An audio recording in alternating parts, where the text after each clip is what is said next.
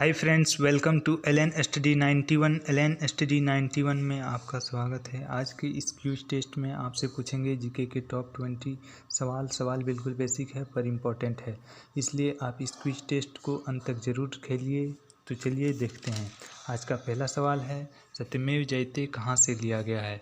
जवाब दीजिएगा फ्रेंड्स, सत्यमेव जयते कहाँ से लिया गया है? कहाँ से लिया गया है फ्रेंड्स? जवाब दीजिएगा। मुंडकोपनिषद से। कहाँ से लिया गया है? मुंडकोपनिषद से, यानी कि option number C is the correct answer. चलिए नेक्स्ट क्वेश्चन की ओर चलते हैं। क्वेश्चन नंबर 2, भारत का पेरिस किस शहर को कहा जाता है? बहुत ही अच्छा सवाल है फ्रेंड्स। भारत का पेरिस किस शहर को कहा जाता है? चलिए जवाब दीजिएगा। भारत का पेरिस किस शहर को कहा जाता है? जयपुर को कहा जाता है। Option number D is the correct answer हो जाएगा आपका। ठीक है, चलिए नेक्स्ट क्वेश्चन की ओर चलते हैं। क्वेश्चन नंबर 3, भारत में सर्वाधिक बोले जाने वाली भाषा है? बहुत ही इजी सवाल है फ्रेंड्स। भारत में सर्वाधिक बोले जाने वाली भाषा है। बहुत ही इजी सवाल है, लेकिन बहुत बार एग्ज़ाम में पूछे भी जा चुके हैं। तो क्या इसका राइट आंसर हो जाएगा फ्रेंड्स? जल्दी से जवाब दीजिएगा। ऑप्शन नंबर सी हो जाएगा, हिंदी, यानी कि ऑप्शन नंबर सी हिंदी हो जाएगा। चलिए नेक्स्ट क्वेश्चन की ओर चलते हैं। क्वेश्चन नंबर 4, आधुनिक युग का तुलसी किसे कहा जाता है? चलिए फ्रेंड्स जवाब दीजिएगा। क्वेश्चन नंबर 4 बहुत ही इंटरेस्टिंग सवाल है। आधुनिक युग का तुलसी किसे कहा जाता है? किसे कहा जाता है फ्रेंड्स? मैथिली शरण गुप्त को कहा जाता है, यानी कि option number B is the correct answer.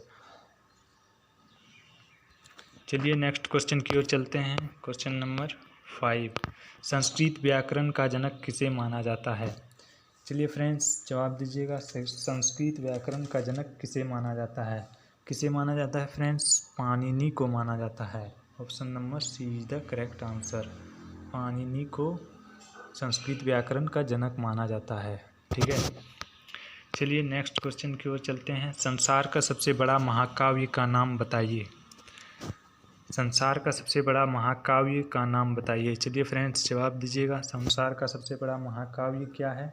Mahabharat है। क्या है friends? Option number B is the correct answer. संसार का सबसे बड़ा महाकाव्य महाभारत है। ठीक है, चलिए क्वेश्चन नंबर 7 की ओर चलते हैं। क्वेश्चन नंबर 7 कह रहा है, हिंदी विषय के लिए प्रथम ज्ञानपीठ पुरस्कार किसे प्रदान किया गया? बहुत ही अच्छा सवाल है फ्रेंड्स। हिंदी विषय के लिए प्रथम ज्ञानपीठ पुरस्कार किसे प्रदान किया गया है? जल्दी से जवाब दीजिएगा। ठीक है, किसे प्रदान किया गया है? सुमित्रा नंदन पंत को। ऑप्शन नंबर डी इसका राइट आंसर हो जाएगा, सुमित्रा नंदन पंत। याद रखिएगा फ्रेंड्स, बहुत ही इम्पोर्टेंट सवाल है। ठीक है, क्वेश्चन नंबर 8 देख लेते हैं क्या कह रहा है। क्वेश्चन नंबर 8 कह रहा है, सबसे अधिक बार बजट किसने पेश किया? 4 ऑप्शन दिया गया है फ्रेंड्स। चलिए इसका जवाब दीजिएगा। सबसे अधिक बार बजट किसने पेश किया? किसने पेश किया है फ्रेंड्स? चलिए जल्दी से जवाब दीजिए। मोरारजी देसाई ने। किसने पेश किया है? मोरारजी देसाई ने। Option number D is the correct answer. चलिए नेक्स्ट क्वेश्चन की ओर चलते हैं। क्वेश्चन नंबर 9, भारत का शेक्सपियर किसे कहा जाता है? चलिए फ्रेंड्स जवाब दीजिएगा। भारत का शेक्सपियर किसे कहा जाता है? चलिए जल्दी से आंसर कीजिए। भारत का शेक्सपियर किसे कहा जाता है? किसे कहा जाता है फ्रेंड्स? जवाब दीजिएगा। भारत का शेक्सपियर किसे कहा जाता है? कालिदास को कहा जाता है, यानी कि option number C is the correct answer. चलिए नेक्स्ट क्वेश्चन की ओर चलते हैं। क्वेश्चन नंबर 10, भारत का राष्ट्रगान जन गण मन को संविधान सभा ने कब अपनाया? बहुत ही लाजवाब सवाल है फ्रेंड्स। क्वेश्चन नंबर 10 जल्दी से आंसर कीजिएगा। भारत का राष्ट्रगान जन गण मन को संविधान सभा ने कब अपनाया? कब अपनाया फ्रेंड्स? 24 जनवरी 1950 को अपनाया था, यानी कि option number C is the correct answer हो जाएगा आपका। चलिए क्वेश्चन नंबर 11 देख लेते हैं क्या बोल रहा है। क्वेश्चन नंबर 11 कह रहा है, राष्ट्रीय गीत को गाने में कितना समय लगता है? चलिए फ्रेंड्स, सवाल बहुत छोटा है लेकिन बहुत बार एग्ज़ाम में पूछ लिए जाते हैं। ठीक है, क्या हो जाएगा इसका आंसर, जवाब दीजिएगा।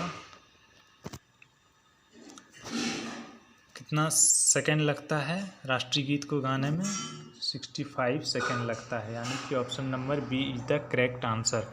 ठीक है, चलिए क्वेश्चन नंबर 12 की ओर चलते हैं। बहुत ही इजी सवाल है। भारत का राष्ट्रीय पशु कौन है? चलिए आंसर कीजिएगा, बहुत ही इजी सवाल है। भारत का राष्ट्रीय पशु क्या है? ऑप्शन नंबर डी इसका राइट आंसर हो जाएगा, बाघ। क्या हो जाएगा? बाघ, जिसे इंग्लिश में टाइगर भी कहते हैं। ठीक है, चलिए नेक्स्ट क्वेश्चन की ओर चलते हैं। क्वेश्चन नंबर 13, संविधान के किस अनुच्छेद में वार्षिक वित्तीय बजट का वर्णन किया गया है? चलिए फ्रेंड्स, जवाब दीजिएगा। संविधान के किस अनुच्छेद में वार्षिक वित्तीय बजट का वर्णन किया गया है? चलिए फ्रेंड्स, जवाब दीजिएगा। किस में वर्णन किया गया है फ्रेंड्स? चलिए 112 में, अनुच्छेद 112 में, यानी कि option number B is the correct answer. चलिए नेक्स्ट क्वेश्चन की ओर चलते हैं। क्वेश्चन नंबर 14, राष्ट्रगान जन गण मन के रचयिता है कौन है फ्रेंड्स? राष्ट्रगान जन गण मन के रचयिता रविंद्रनाथ टैगोर। इसका option number A is the correct answer हो जाएगा आपका। ठीक है, चलिए नेक्स्ट क्वेश्चन की ओर चलते हैं। क्वेश्चन नंबर 15, भारत का राष्ट्रीय चिन्ह भारत सरकार ने कब अपनाया? बहुत ही अच्छा सवाल है फ्रेंड्स। भारत का राष्ट्रीय चिन्ह भारत सरकार ने कब अपनाया? क्वेश्चन नंबर 15 का आंसर कीजिएगा जल्दी जल्दी। क्या हो जाएगा? 26 जनवरी 1950। इसका राइट आंसर हो जाएगा 26 जनवरी 1950। Option number A is the correct answer. चलिए नेक्स्ट क्वेश्चन की ओर चलते हैं। क्वेश्चन नंबर 16, आधुनिक युग के मीरा के नाम से किसे जाना जाता है? चलिए फ्रेंड्स, क्वेश्चन नंबर 16 का आंसर कीजिएगा। आधुनिक युग का मीरा के नाम से किसे जाना जाता है? किसे जाना जाता है? महादेवी वर्मा को जाना जाता है। Option number B is the correct answer हो जाएगा आपका। ठीक है, महादेवी वर्मा को जाना जाता है। चलिए क्वेश्चन नंबर 17 की ओर चलते हैं। क्वेश्चन नंबर 17 कह रहा है, बजट को किस सूची में रखा गया है? बजट को किस सूची में रखा गया है? चलिए जल्दी से आंसर कीजिएगा। बजट को किस सूची में रखा गया है? किस सूची में रखा गया है फ्रेंड्स? समवर्ती सूची में, यानी कि option number C is the correct answer हो जाएगा आपका। चलिए नेक्स्ट क्वेश्चन की ओर चलते हैं। क्वेश्चन नंबर 18, राष्ट्रीय ध्वज के प्रारूप को संविधान सभा द्वारा कब अपनाया गया? क्वेश्चन नंबर 18 कह रहा है, राष्ट्रीय ध्वज के प्रारूप को संविधान सभा द्वारा कब अपनाया गया? कब अपनाया गया है फ्रेंड्स? 22 जुलाई 1947 को, यानी कि option number B is the correct answer हो जाएगा आपका।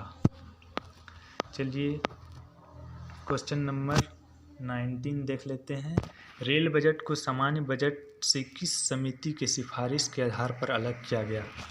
रेल बजट को सामान्य बजट से किस समिति के सिफारिश के आधार पर अलग किया गया? चलिए फ्रेंड्स, जवाब दीजिएगा। बहुत ही अच्छा सवाल है। आकवर्थ समिति के द्वारा। कौन सा समिति? आकवर्थ समिति, यानी कि option number B is the correct answer हो जाएगा आपका।